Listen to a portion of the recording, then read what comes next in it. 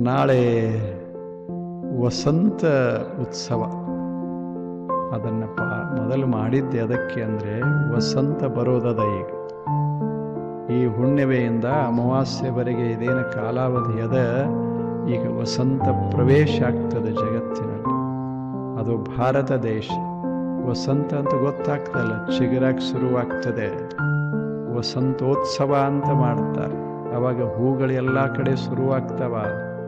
ಅದರಿಂದ ಧೂಳು ಧೂಳು, ಹೂವಿನ ಧೂಳ ಅಂತಿರ್ತದ. ಹಳದಿ ಹಳದಿ ಗೊತ್ತದಲ್ಲ, ಅದು ಧೂಳು ಇಷ್ಟೇ ಇರ್ತದಲ್ಲ. ಸುಮ್ಮನೆ ಹೆಂಗೆ ಓಡಾಡಿ ಬಂದರೆ ಮೈಗೆಲ್ಲ ಧೂಳಾಗ್ತಿರ್ತದೆ. ಎದರದು ಹೂ ಹುಡಿ ಆಗ್ತದೆ. ಅದಕ್ಕೆ ಬಣ್ಣ ಹಾಕೋದು, ಈ ಬಣ್ಣ ಹಾಕೋದಲ್ಲ. ನಾವೆಲ್ಲ ತಗೊಂಡು ವಾರ್ನಿಷ್ ಸಹಿತ ಹಾಕಕ್ಕೆ ಶುರು ಮಾಡಿ. ಒಮ್ಮೆ ಹಚ್ಚಿದ್ರೆ ತೊಳ್ಕೊಂಡ್ರೆ ಹೋಗಬಾರ್ದು, ಮಾರಿ ಹೋಗಬೇಕೇ ವಿನಃ ಇದು ಹೋಗಬಾರ್ದು. ಬಟ್ಟೆ ಹರಿದು ಹೋಗಬೇಕೇ ವಿನಃ ಬಣ್ಣ ಹೋಗಬಾರ್ದು.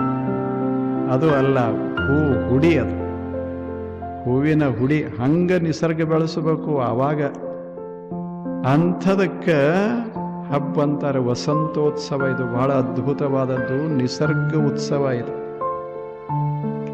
ಯಾವಾಗ ವಸಂತ ಶುರುವಾಯಿತೋ ಆವಾಗ ನಿಸರ್ಗ ನಲಿಲಿಕ್ಕೆ ಶುರುವಾಗ್ತದೆ. ಅದನ್ನು ನಲಿವನ್ನು ವ್ಯಕ್ತ ಮಾಡೋದಕ್ಕಾಗಿ ಇದು ಹಬ್ಬ ಇದು. ಆಗ ಇನ್ನು ಯುಗಾದಿ ಬರ್ತದಲ್ಲ, ಅದು ಚೈತ್ರ, ಹೊಸ ಶುರುವಾಯಿತು, ಯುಗಾನೇ ಶುರುವಾಯಿತು.